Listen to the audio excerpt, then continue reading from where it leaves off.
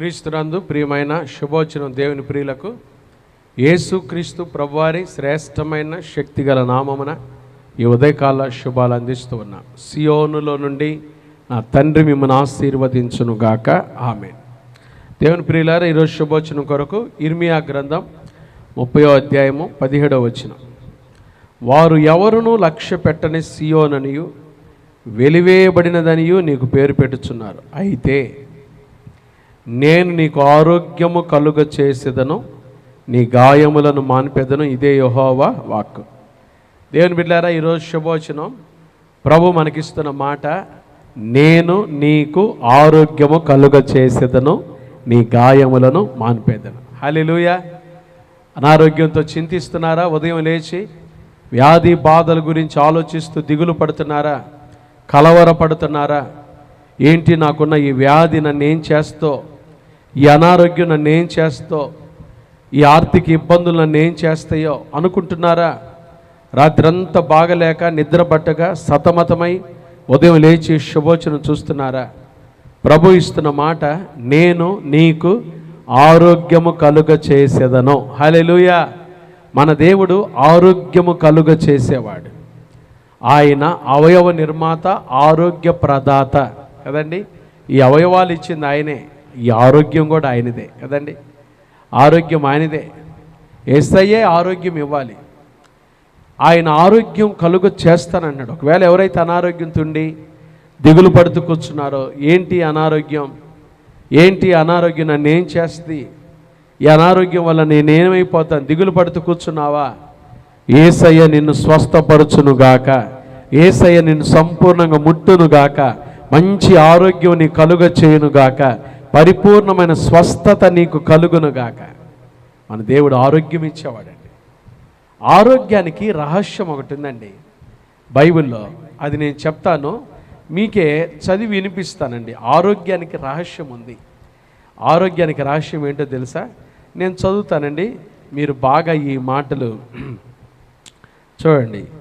సామెతల గ్రంథం 3వ అధ్యాయం 7-8 వచనాలు. నేను జ్ఞానిని కదా అని నీవు అనుకొనవద్దు, యెహోవా యందు భయభక్తులు కలిగి చెడుతనము విడిచిపెట్టుము, అప్పుడు నీ దేహమునకు ఆరోగ్యమును, నీ ఎముకలకు సత్తువయు కలుగును. చూసారా? యెహోవా యందు భయభక్తులు కలిగి చెడుతనము విడిచిపెడితే దేహానికి మంచి ఆరోగ్యం ఇస్తాడండి.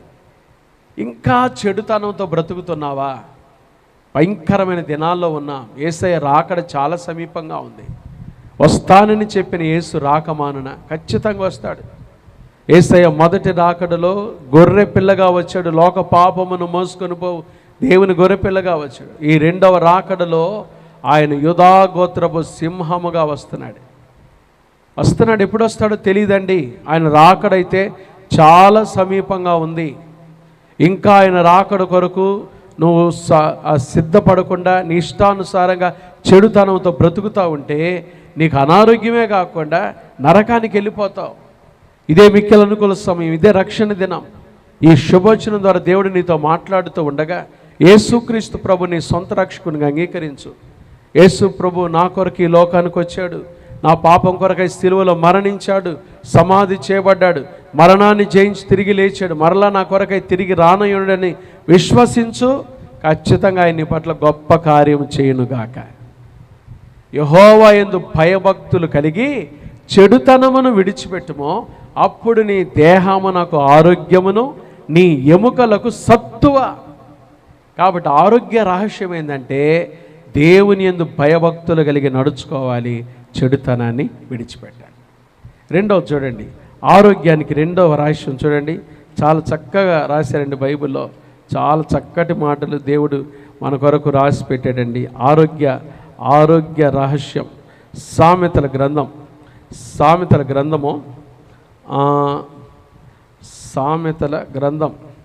17వ అధ్యాయం 22వ వచనం.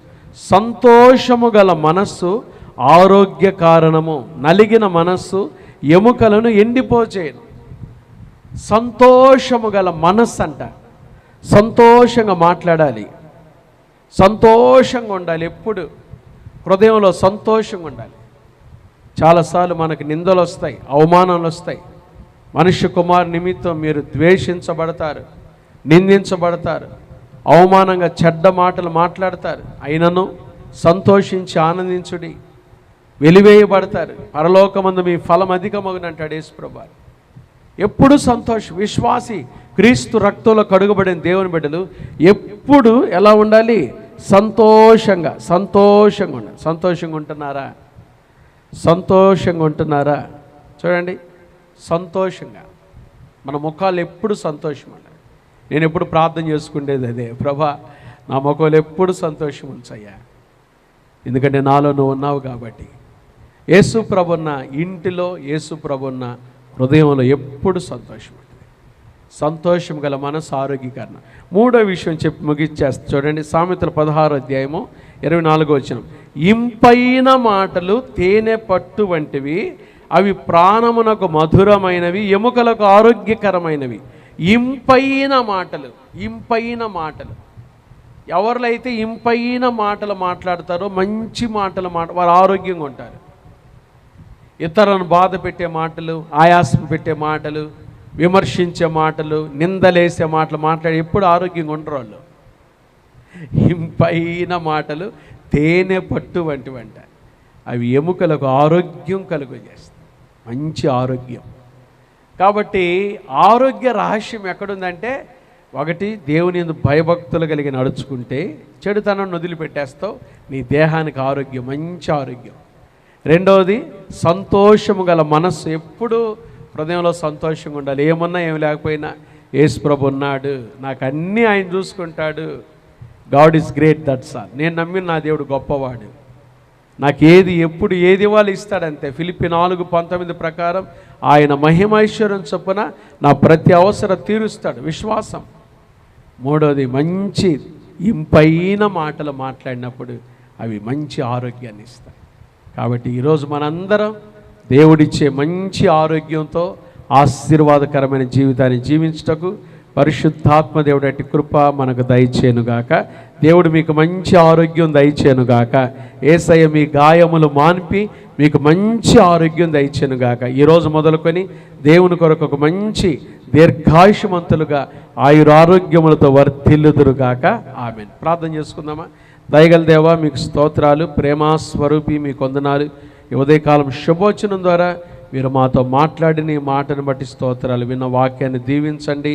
మేము ప్రభు ఆరోగ్యంగా ఉంటాం, మీకు ఇష్టం తండ్రి. అందుకని ఈరోజు నేను నీకు ఆరోగ్యం కలుగు చేస్తానని చెప్పారు, గాయాలు మానుతానన్నారు. ఒక్కొక్కరికి మంచి ఆరోగ్యాలు దయచేయండి. ఎవరైతే అనారోగ్యంతో ఉన్నారో నీ బిడ్డలు ముట్టి బాగు చేయండి, పరిపూర్ణమైన స్వస్థత దయచేయండి, క్షేమాన్ని కృపను దయచేయండి.